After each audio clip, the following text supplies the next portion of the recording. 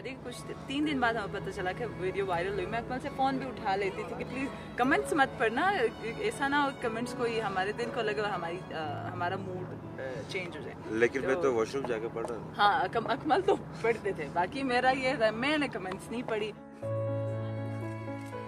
किसी खातून नहीं बोला था, वैसे तो बड़ी हयादार बनती है। जब अपनी शादी का टाइम आया तो सारी हया के पार कर दी है ना। आई वाज लाइक कि यार मैंने ऐसा क्या किया, अब तो शोहर भी आ गया, अब तो शादी भी होगी, तो मैंने कौन सी हया की ऐसी चीज क्रॉस करी। नहीं, ये लोगों की वो है सोचने की कितना सलाहियत, जिसकी जितनी है वो उस मुताबिक बात करता है। पॉजिटिव भी है, नेगेटिव भी है। अब हम लोगों को हम गलत तो नहीं कह सकते हैं। पॉजिटिव जिन लोगों ने बात की वेल एंड गुड, जिन लोगों ने नेगेटिव बात की वो उन लोगों ने उस चीज़ को अपने उस सेंस के मुताबिक देखा, अपने उस तरबियत के मुताबिक देखा, तो वो लोग भी गलत नहीं है, क्योंकि बचपन से उनको जो उनके दिमाग में जो फीडिंग हुई है वो नेगेटिव हुई है। मेरी फैमिली तो मलंग है। हाँ, वो तो कुछ भी कह रहे, वो कह रहे हैं ये तो कुछ नहीं है, कुछ और कर लो। वो लोग हमें फिर अभी भी कह रहे थे कि पोस्ट शूटिंग आप लोग देख लो जो करना है।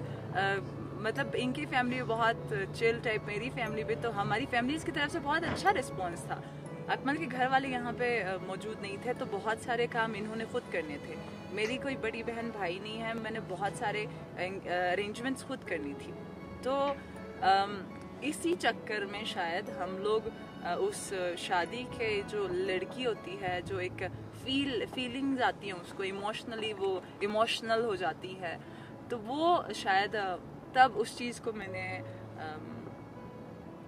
वो चीज़ मिस हो गई। हाँ, वो चीज़ हमसे मिस हो गई। बाकी वी एंजॉयड अ लॉट, हमने अपनी शादी एंजॉय करी।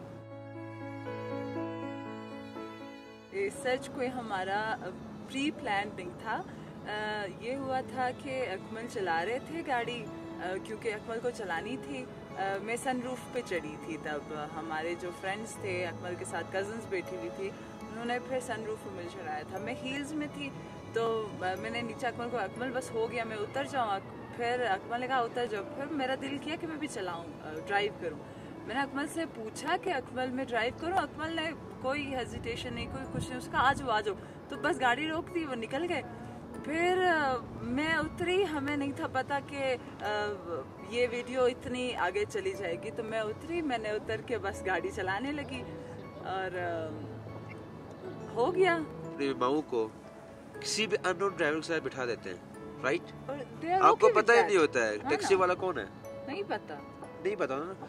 सो इसीलिए अपनी बेटियों को सिखा लें, खुद अपनी गाड़ी चलाएंगे, सेफ रहेंगे, ना कोई हरासमेंट होगी, ना कुछ और होगा, इजीली जाएंगे अपने काम पे, इजीली आएंगे। मार्केट जाना इजीली, इजी काम है, वरना किसी मर्द की जरूरत नहीं पड़ेगी।